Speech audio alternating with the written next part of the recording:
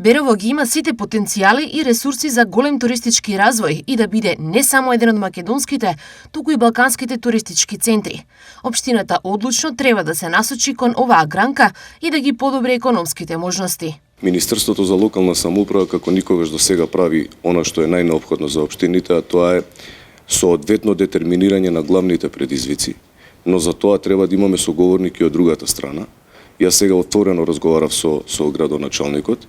Општина Берово, иако има навистина голем број на инфраструктурни нерешени проекти, можеби во иднина ќе треба да размислува да својот раст и развој го насочи кон местата кои што се практично одлика на оваа општина во делот на промоција и развој на туризмот. Што Министерството за локална самоуправа може да направи за Берово? Ние можеме како централна власт, како Министерство за локална самоуправа да подадеме рака и да помогнеме финансиски, но приоритетите секако треба да произлезат од самите локални самоуправи. Општина Берово се соочува со бројни инфраструктурни проблеми, но особено загрижувачки е фактот дека голем број села во летниот период немаат вода.